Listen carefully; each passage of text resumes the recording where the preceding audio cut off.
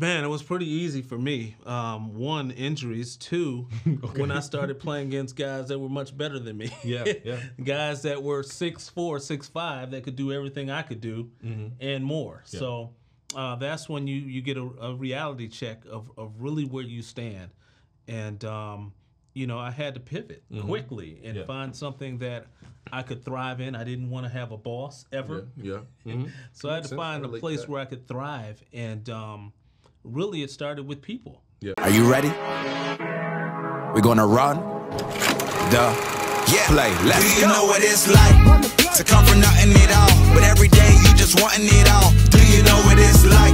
Every day facing your fear, but believing that your blessing is near. Do you know what it's like? Growing up broker than most, but still being devoted the most. Do you know what it's like? Yeah, that's what the journey's about. Yeah. Let me show you. What's going on, everybody? This is Justin Owens, back at the Run the Play show, where I help break down the top plays of success from top leaders, entrepreneurs, and personalities by sharing gems from their personal playbook. And listen, man, I'm excited, man. I got my brother in the room. This guy is a serial entrepreneur. He's been doing it for a very long time. And I always like to bring in people that have been successful for an extended period of time because, listen, I mean, Jay-Z said it. Hey, you get success 1 or 2 years, we call it being hot. But if you can do it year after year after year, that's when you know somebody really knows what it takes to win. And this gentleman has made multiple 7 figures. Has helped impact a lot of people's lives. And he is a master, master when it comes to not only creating relationships, but developing them. I got my brother in the room, Mr. Vince Murphy. How you feeling, man? I feel great. I feel great, man. That introduction was incredible. And I want to say, I'm a very humble person, but everything you said is absolutely correct. Just excited to be here with the man himself, Mr. J.O. I appreciate it, bro. Like, a lot of y'all don't know. So I got the last business we did really well together in. Vince talked to me. He was like, listen, man, you're a really cool guy, but you got to open up a little bit, so like people get a chance to know you. And that's why I want to have you come on, because you are really good at building relationships and you have had success. And what's funny is, or I shouldn't say funny, is you've been able to do that in now totally different businesses.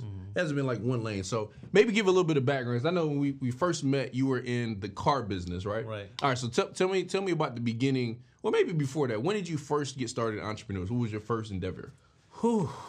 My goal was to play basketball in the NBA. Didn't work out like most people. Yeah, that's understandable. And I went into business right out of high school. Went into the pager business. Some of you guys don't know what pages are. Beepers. Okay, got it. Like he wouldn't know, right? No, I remember beepers. Like 90, that's probably like 96, 95? Let's say the 90s. Okay. But anyway, beepers, right? I was a beeper man throughout D.C., Baltimore, Virginia. And I loved it because I dealt with people every day. And for me, that was something where I was able to learn how to interact better with people. Yeah, and helped me a lot. Now let me ask you this, and I want to, before we get too far from this, because you did play sports, right? And you really did want to go to the league, right? Yes, absolutely. I joke with him, but I know that was really like a goal, right? Yes. So how do you? Because there are some people that now that was their goal as well, and it didn't happen. Because I know you played overseas and you tried a lot of different things to see if you could still make it happen. It couldn't happen. At what point did you say, okay, this is not happening, and then you had to make a pivot mentally to be able to transition into business or whatever it's going to be, and then what helped you make that transition? Man, it was pretty easy for me. One, injuries. Two, when I started playing against guys that were much better than me. Guys that were 6'4", 6'5", that could do everything I could do and more. So that's when you get a reality check of really where you stand.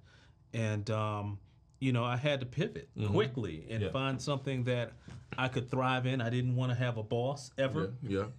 So I had to find a place where I could thrive. And really, it started with people. Just really building relationships, getting to know people, allowing them to get to know you. Because a lot of people have their guards up. They don't want to open up, and a lot of people feel like if you can't open up to them, then they can't trust you. So that's kind of where it started for me. When you have things that go wrong in your life, so to speak, it's important that you bounce back and find something, an area of comfort where you can continue to grow. And that's with me, basketball was my life. I loved it. I really loved it. And once I knew that I could not compete on that level, then I just started taking in like rec leagues and different things like that, some pro-ams. Yeah. And it kind of fulfilled my needs. Okay, there we go. And so I always talk about in the show transferable skills, right? So are there any transferable skills that you took from basketball, whether it's from the skill set or whether it's from the relationships that you've now taken into the business world? Absolutely. Absolutely. That's a great question. Be coachable. Yeah. Right? Because if you can't be coachable, that right there is you're not going to get very far. Yeah. You have to be able to accept mentorship. You have to be able to accept people that are trying to pour into you. Right. Yeah. So in order to do that, though, you have to show humility. Yeah. So all of that goes hand in hand. But in sports, you have to be a team player, especially unless it's an individual sport. Some of those individuals may have different types of attitudes. But when you're in a team sport, a team game, you have to be able to get along, at least on the court, at least while you're within that sport, whatever it is, you have to be able to communicate with your teammates, and all that's important. Yeah, that's big. So now you go from basketball, you start selling pagers and beepers. How did you start that business? So you get into it, you get the contract. Were you doing it in the stores? Were you selling them out of your car? Like, how were you selling them? I had a lot of friends. I'm from Southeast DC, and most of my boys were in the streets. You know, they were selling drugs, or I had most of my friends were out there like that. Even those that were in the church were out there like that. Wow. And one thing I noticed is that everyone, whether they were a business professional or on the street, they needed a pager. They needed a beeper. Yeah. And that was something that intrigued me because it was something that at the point I never thought would go away. I didn't see the future of technology at that particular time. And it was so hot, but yet so new. So I wanted to get started in it. I wanted to do something differently, so I started getting stores within malls and things like that. Got it. What was the money like back then with like beepers? So you sell it for, was it like $10 a month? Oh man, it was awesome. It was incredible because, the pager monthly went for about $12 a month, but I paid a company $3 a month. Oh, okay. So when you have a couple thousand customers, so you're making the difference on that. So the company would pay that to you on a check every month? No, you would collect that yourself. All you were responsible for was paying the company that $3. Got it. So you could charge what you want, and then when you get your colored cases, your Colts cases, your football cases, the Steelers for me, when you get all those different things, and it just adds to your dollar. Got it. Okay, I never knew that about the business model because I remember I wanted one. My parents wouldn't get me one. Yeah. But I remember I was like, it's only $10 a month. They was like, what do you need it for? No, the business was incredible. Yeah, no, that's dope. So you go from pagers, beepers to what next? Then I went into the car industry. Okay. Now, before we get there, because what I want to get from is like, because you've gone through transition in business, how did you know it was time to go from pagers, beepers to now the car business? Well, when business slowed down. Okay. That's real. That's one way. That's one way.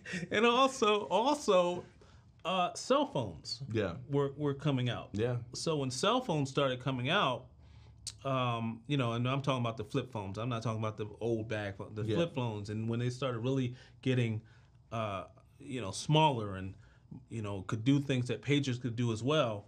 So you want to let me get into the cell phone business? No, it wasn't as fun. Yeah. It wasn't as fun as having a pager, changing the case to purple or yellow or gold or sports. It wasn't as fun to me. So I didn't get into the cell phone business. I wanted to get into something else that people would always need. And I learned my lesson because I thought that's what I was doing with pagers. Yeah. But when pagers kind of faded out, I said, oh man, I can't go through that phase again. Yeah. So I wanted to get into something that people would always need, and that's a car. Like everybody drives, right? Yeah. Unless your license suspended, you drive. Right. So car business was what it was. Yeah. Okay. And so that business now you go again leveraging relationships, or how did you? Because you were dealing with high end clientele, right? Yes, absolutely. So how did you go from all right, I'm selling beepers to now I'm on the West Coast now, right? If I take it right, you're in California now selling high-end cars, specialty cars to like celebrities, entertainers. How did you get into that? That's incredible because for me, I was still playing ball. in different leagues and things like that. And I used that as a launch pad to actually get to know people in the city, to get to know people in the valley, and let them know what I did outside of basketball, what I did for a living. And in California, everybody wants to be a star. Even if they have bad credit, they want a Benz. And that was the perfect place for that environment, for that type of business, the auto business. So a couple of lessons I'm picking up is like, okay, if I'm in a space where I don't even know people, right, I should probably get involved in something, maybe some type of hobby, some type of networking group or something where I see people continuously build relationships, and then I can start using those relationships to introduce what it is that I'm doing. That's right. That's what you do. That's exactly right. And be likable. Okay. You want to be likable, which means simply talk to people. Get to know someone else. Sometimes you have to listen to what they have to say. Things like that have helped me tremendously. And now, so like, all right, you playing basketball with somebody, you cool. First time you meet them, you talking to them about the cars, or how did you start introducing what it was that you were doing? We're talking about basketball. And one thing is I always tried to keep a fly car. I always tried to keep a nice whip. And in conversation, people would get to trust you more. And then you'd let them know, what you did. You'd let them know that, hey, I like that BMW you got. A lot of things start off with a compliment. Find a way to compliment someone, right? And when you give them that compliment, hey, I like that BMW, man. I do cars. I've been doing cars for quite some time now. I work with most of the dealers in the LA area, and I can help you out if you know someone else that is interested. Okay. I like that. So that's another tip, right? Starting off with compliments. And that's something I use now to this day. Like if I see somebody at the airport, I'm like, oh man, that's a nice watch, man. And we start talking about watches. Or if I like their shoes, or I see them, with a sports team on, I might mess with them about the team just to start opening up conversation. And I'm saying this because some of y'all may be like me. Like it's interesting. I'm actually an introvert, right? But like if you're around me most of the time, I'm probably gonna be chilling and not talking. But if I have to be an extrovert, I'll be an extrovert. And so I had to learn how to say, okay, how do I stop being weird in these conversations? So I had to have things to go to. And so if you're a person that's like, okay, I really don't like talking to people, a compliment, like Vince just said, is probably one of the easiest ways to get in there. I want to talk about building relationships because you're really a master at building relationships, and you've been able to utilize those relationships. And I don't want to say use, because these aren't relationships that are built just to make money. These are relationships that are just built. But you've been able to do it time after time after time. Can you give us like maybe a couple things that you do that you found that works to be able to develop and maintain relationships long term?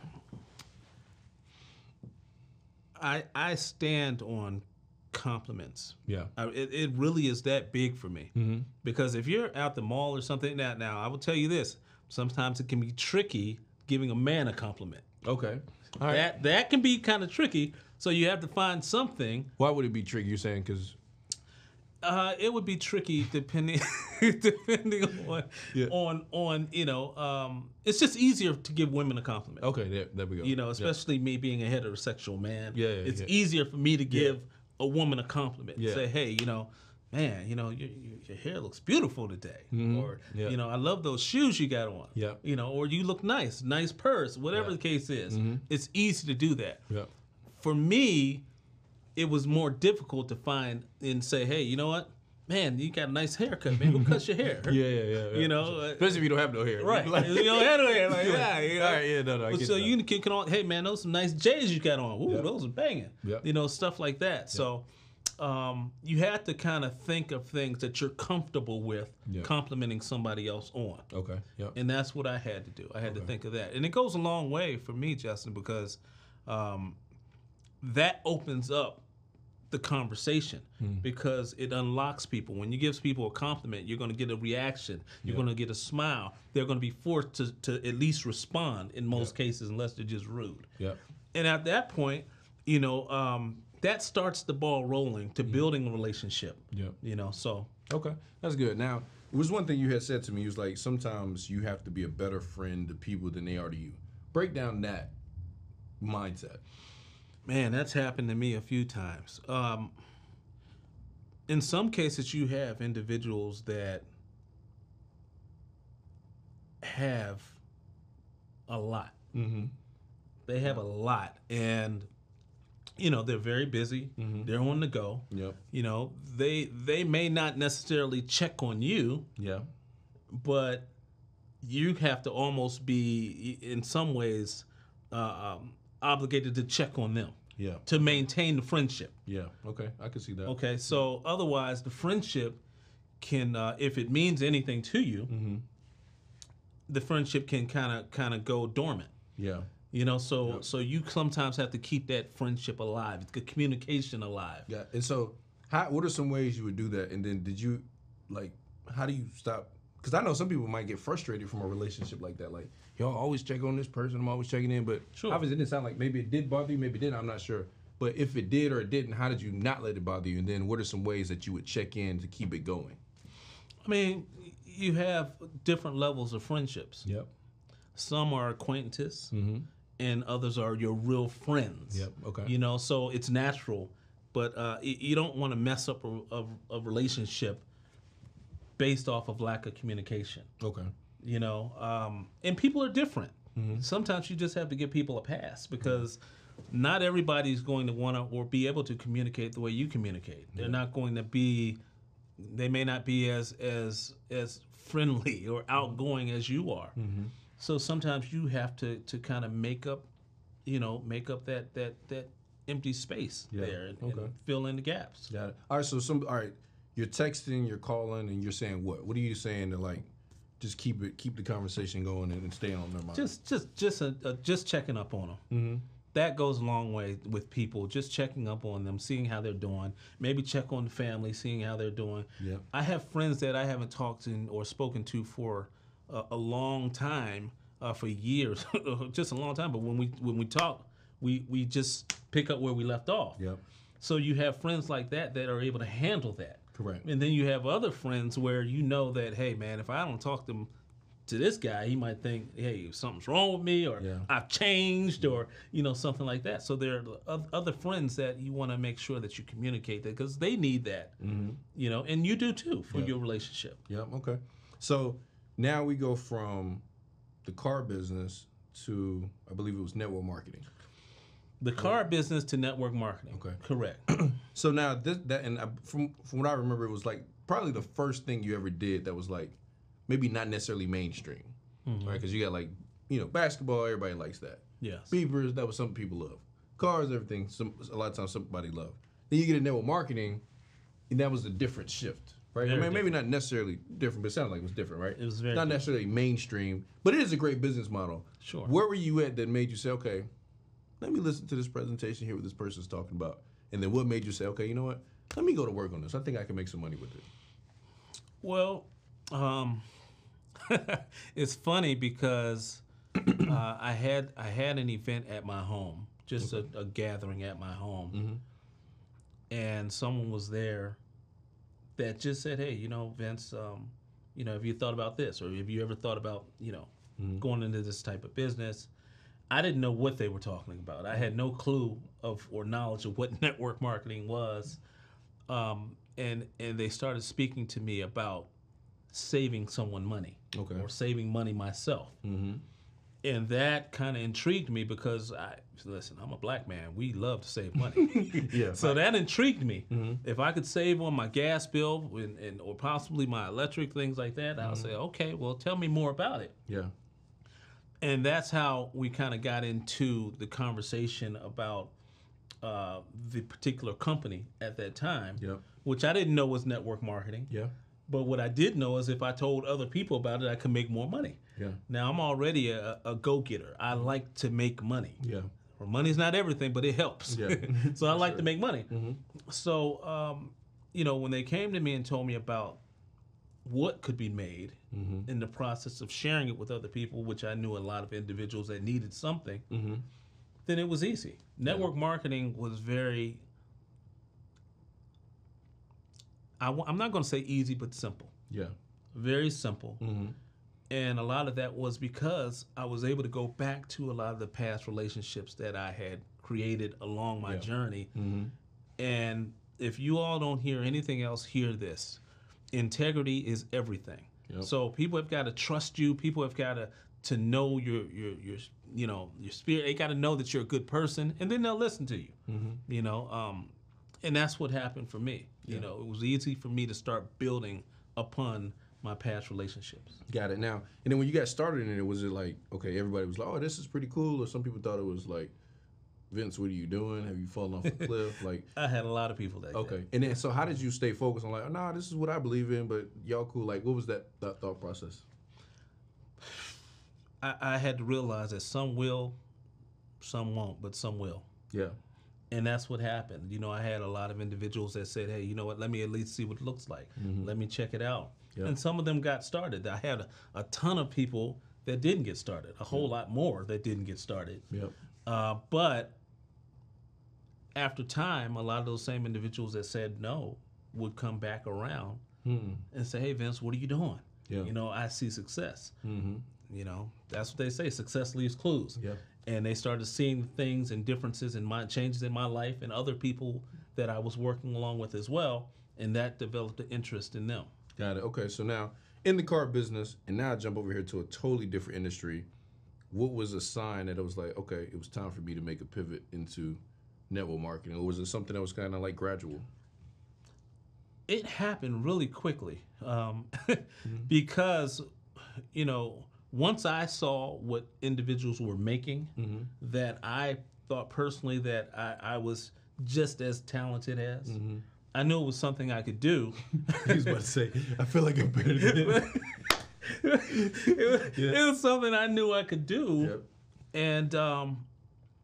And the amount of time that they were putting into it was a lot less of a hassle than dealing with cars. I mean, when you think about cars, I mean, you bought a car before. Yeah. How long were you in the dealership? Yeah, a long time, a couple hours. So think about doing multiple deals throughout the day, driving through LA, down the 5, the 101, the 405. Like, it's traffic everywhere you go. It drove me crazy. Yeah. You know, so if I could be home in my home setting, comfortable, or on the road and still do what I need to do to make money, that was appealing to me. Okay, got it.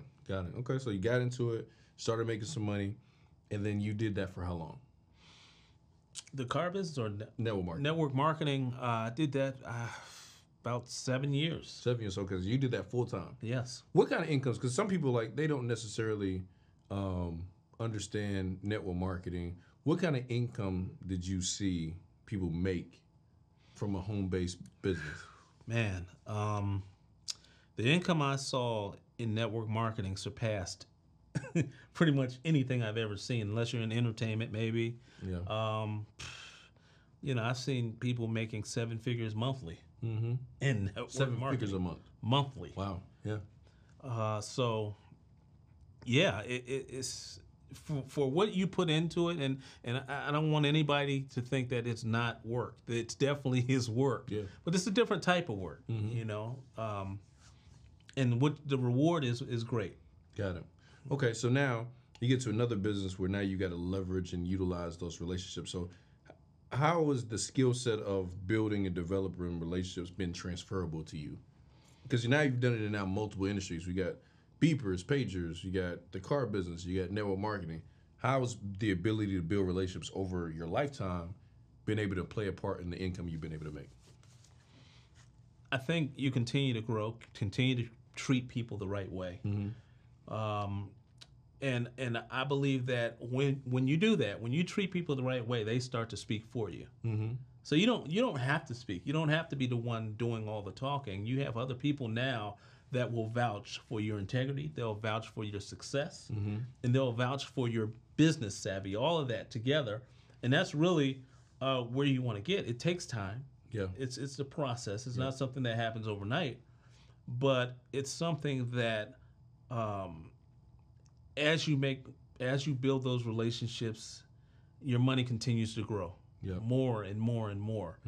And the work is not as difficult as you go on.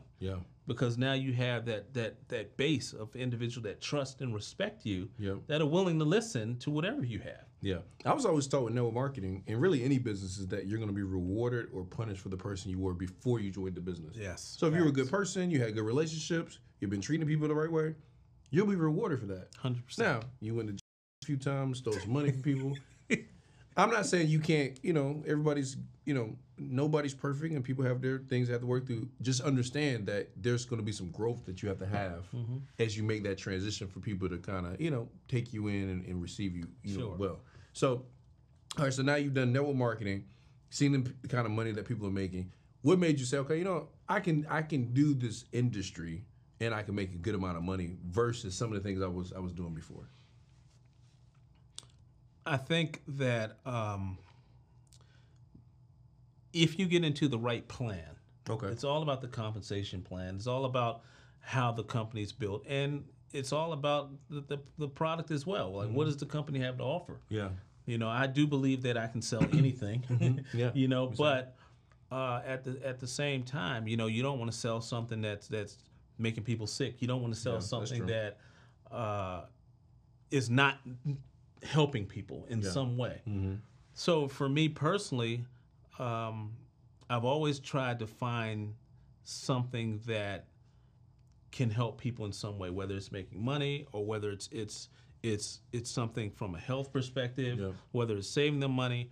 And when you're doing that, you constantly and consistently build your clientele, so to speak, which turn into friends. Yeah, and as that grows, now you have individuals that constantly are willing to roll with you. Yeah. Whatever you do. If it's even, hey, you know what? I'm putting together something totally outside of network marketing or in the industry. They're willing to participate because it's you. Yeah. So I would say, I hope that answered your question. Yeah, no, it did. No, it definitely did. It definitely did. All right, pros and cons. I want to talk about pros and cons. So give me something you really love about network marketing, and then give me some things you don't like about it. Oh man, that's a double-edged sword. I will tell you this. I love the fact that anyone can make money in network marketing. Okay. I dislike the fact that most people don't make money in network marketing. Got it. Yeah. Why do you feel like most people don't? Well, it's not because network marketing doesn't work. People believe that for whatever reason, that doesn't work. People don't work. Let me tell you, I'm gonna be straight. They don't work network marketing, whatever company it is, like they would work their 9 to 5. Like if you put the hours in that you do on your job, yeah, a lot of times, you get. Then you're going to make money. Yeah. But people seem to think that, hey, you know what? I put my money into this business. Where's it at? I don't see the return without doing the work. So if they put those hours in that they were working a 9 to 5, trust me, they'd be rich. Yeah, no, absolutely. So let me ask you, I always have a segment in the show we call it Breakdown of Breakthroughs. I believe that every entrepreneur person in their life has moments, multiple moments where they have a breakdown, but there's always lessons that you pick up that allow you to break through. And if you break through that, then you get to the next level. Have you had any breakdowns in your entire career? And if you have, what lessons did you learn through them to be able to help you break through? Wow, man. I've had several breakdowns. One that really hit me the hardest was divorce. Okay, yep, been there. That was that was tough. Yeah. And it was tough because one, my children. Yeah. But the other reason is because I felt like I was failing. Yeah. And I grew up, my parents have been married, still married, been married for 50 plus. Yep. That's what I grew up recognizing. Yeah. I never saw or had been a part of failure when it comes to marriage. Yeah. So when that happened to me, I had to really, first of all, once I calmed down and really thought about the situation, I had to think about what part I played in it. And, when this situation happened, I had to step away from business. I had to step away from network marketing because it's hard for me to be phony. To be like, I mean, it's difficult. It's difficult to stand in front of a room happy when you have such turmoil happening in your life. Now, there's a lot of instances where you have to do that. Yeah, for sure. Yeah, like you have to do that, where you're not happy, but nobody can know it but you. Yeah. Right? That's network marketing. You have to be that person. But this was something that affected my world so deeply. I had to take a step back because of I would say because the mental stress of the whole situation. And I had to fight through it. Now, I had to also get to the point where I said, hey, you know what? It's healthy for me to move forward. Yeah. And it feels good to help people. Even while I'm going through what I'm going through, I don't want to bail out on people who trusted me. Yeah. Yeah. Who signed up because of me. Yeah. You know? So I had to step back into the ring. Yeah. And really, really focus on business. And what happened when I did that, everything else started to become better. Everything else started the pain got less and less every day. You know, because, you know, even financially, you know, if you're not making the money you need to make, then you can't make the moves that you want to make. Yeah, that's a fact. So all that came into play. Yeah. You know. So yeah, it's okay. And like, what were some lessons from that you like can now take with you for the rest of your life? Don't let anyone put you in a serious. Don't let anyone put you in a position where you just shut down. Okay. Yeah. like really, don't let anyone have that type of power over you, where you're affected to the point where you shut down and you lose focus of your goals. Yeah. Because it threw me off of my goals. It threw me off of what I wanted to achieve. And you know, when that happens, it's not easy to get that focus back. Yeah. Yeah. All right. So you're going through a lot of stuff, going through divorce. How do you what's the mentality? You say, okay, all right, Vince, you got to get up and do something. Like, what was the switch that said, okay, all right, it's enough. It's time to get back in the game? Bills. Yeah. Yeah. Bills kept coming. Yeah. No matter what.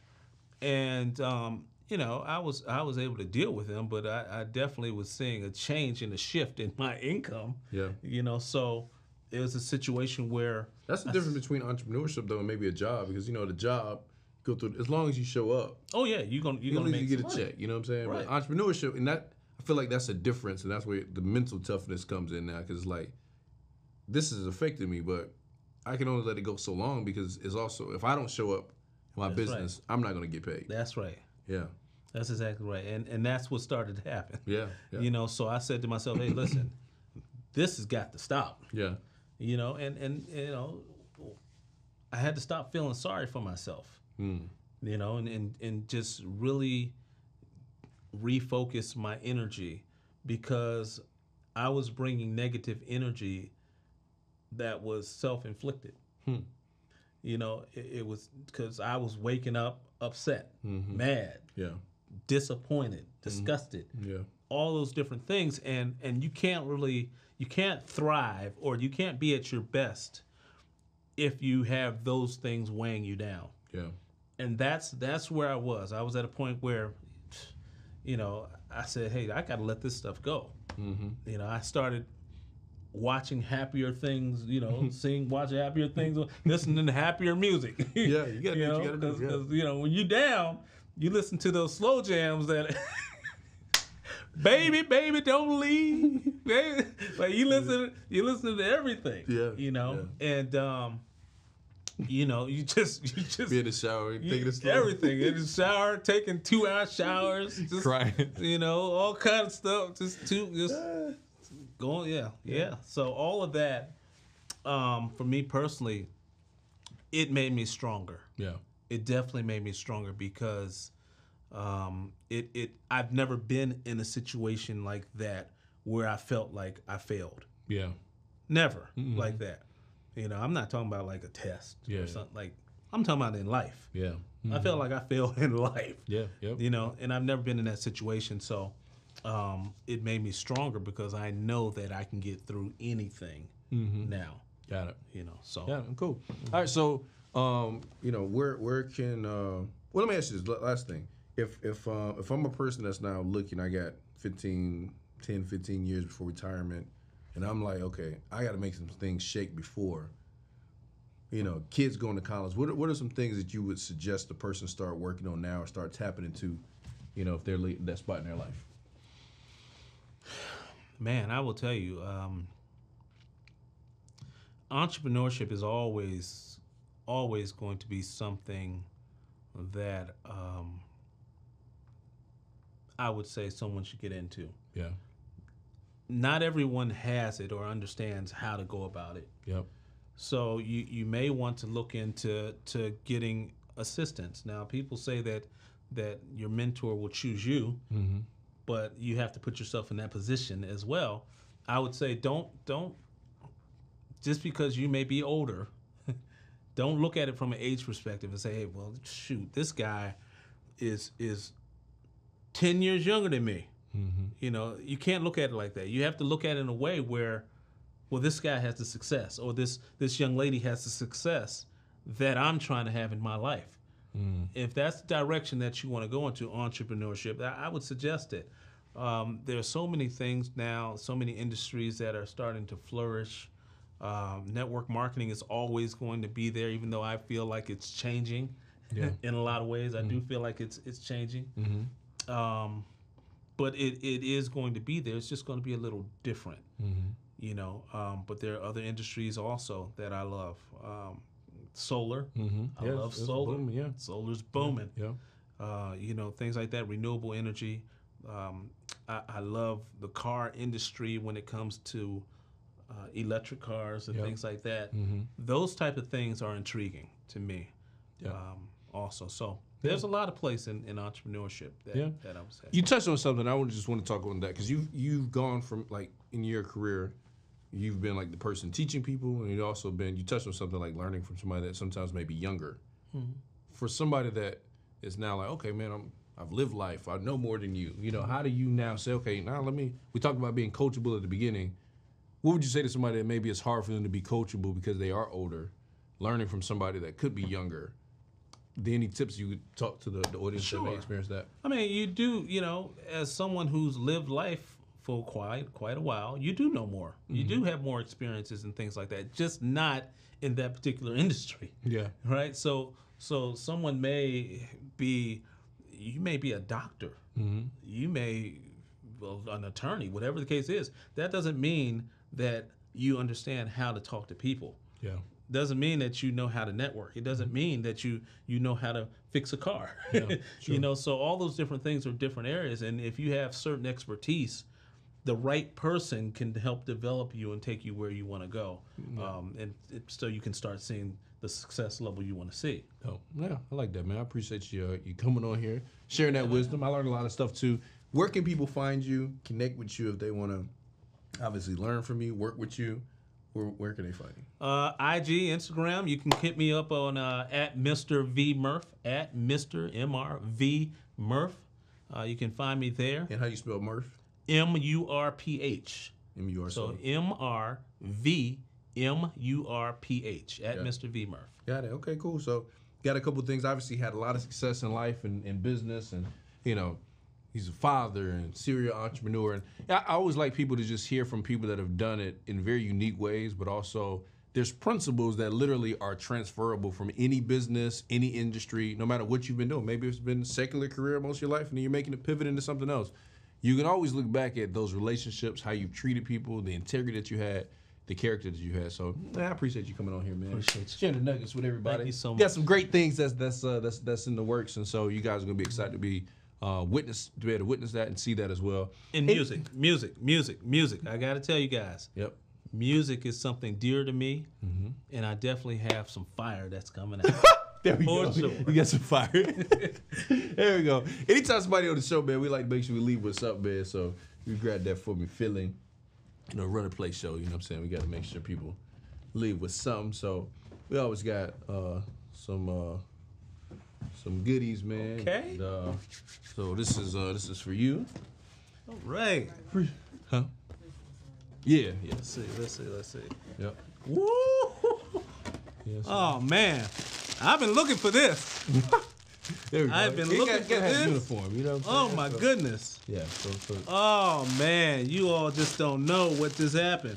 This is like. Can I show them this? Yeah, you can show. This is like Christmas. Yep. Oh, this is awesome. Got the book here. Mm-hmm. Selling Fearlessly. Mm-hmm. Yep. Yeah, so. Nice. This is awesome, man. Thank you, man. Welcome, bro. Yeah. Appreciate Got some Run to Play socks in there, you know, a couple things. Hat. It makes Y'all you ain't ready. Y'all ain't ready. Y'all ain't ready. So wrong. I tell you. We in the house.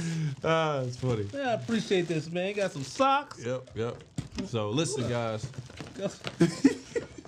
So yeah. Nice. We ready. We ready to roll. All right, guys. So listen, this has been the Run and Play show, y'all. Like we say all the time, we want to bring some of the top entrepreneurs from different industry, different places to learn from them. You just got some plays from Mr. Vince Murphy. You know what to do. Go run it. We'll see you on the next episode. What's going on? Listen, make sure you guys go to runtheplaystore.com. Get your official Run to Play gear. We talk about shirts, socks, jackets for everybody that's Run to Play all across the world. Are you ready? We're gonna run the play. Let's go. Do you know what it's like to come from nothing at all, but every day you just wanting it all? Do you know what it's like?